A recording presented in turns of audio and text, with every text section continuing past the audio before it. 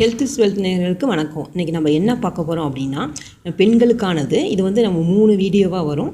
அது 3 வீடியோ நீங்கள் வந்து ரெகுலராக வந்து அதை 3 வீடியோ பார்த்துட்டு அது தகுந்த மாதிரி நீங்கள் வந்து சாப்பிட்றத பண்ணிங்க அப்படின்னா, உங்களுக்கு வந்து இந்த மாதவிடாய் பீரியட்ஸ் டைம் இருக்கு இல்லையா, அந்த இது கரெக்டாக சில பேருக்கு வந்து சீக்கிரமே ஆகும் 20 நாள், சில பேருக்கு ரொம்ப ஜாஸ்தியாகும். ஸோ அப்படி அந்த நாட்களும் இல்லாமல் அதோட அந்த பீரியட்ஸ் ஆனது வந்து எந்த பெயின் இல்லாமல் எல்லா இதுவும் வந்து வலிக்கிறது அந்த மாதிரி எதுவுமே பண்ணாமல் இருக்கும். ஸோ அந்த இது ஏதாச்சும் அந்த பீரியட் ரிலேட்டடாக ஏதாச்சும் பிரச்சனை இருந்துச்சு அப்படின்னா நம்மளுக்கு வந்து இந்த நீங்கள் சாப்பிட்றத வந்து நான் அந்த 3 வீடியோ இருக்கும்.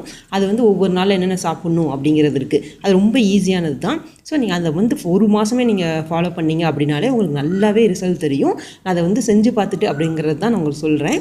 இப்போ பாருங்கள், இப்போ நம்ம என்ன பண்ணுறோம் அப்படின்னா, ஃபஸ்ட்டு வந்து நீங்கள் வந்து பீரியட்ஸ் ஆன அன்னைக்கு, மாதவிடாய் ஆன அன்னைக்கு இருக்கு இல்லையா, அன்னையிலேருந்து 5 நாளைக்கு ஒரு 1 2 3 4 5 நாளைக்கும் வந்து என்ன பண்ணுங்கள் அப்படின்னா, ஒரு குறிப்பிட்ட டைம் வச்சுக்கோங்க. காலையில் 10 மணியா 11 மணியா, ஸோ எது வேணால் இருக்கலாம். ஆனால் அதே டைமில் தான் சாப்பிடணும். இப்போ நீங்கள் 5 நாள் சாப்பிட்றீங்க அப்படின்னா அதே டைமில் ஒரு 1 நிமிஷம் 2 நிமிஷம் அப்படி சொல்ல, 10னா 10:30, ஸோ அந்த மாதிரியே சாப்பிடுங்க.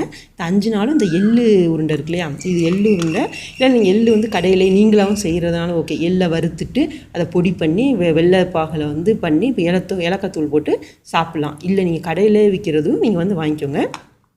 இது வந்து டெய்லி ஒரு 50 கிராம் இந்த மாதிரி கிடைக்கும். இல்லைன்னா வந்து பார் கேக் மாதிரி அந்த மாதிரி பீசஸ் மாதிரி இருந்தாலும் நீங்கள் வந்து 50 கிராம் வந்து இப்போ நீங்கள் மாதவிடாய் ஆன அன்னையிலேருந்தே 5 நாளைக்கு இதை சாப்பிடுங்க.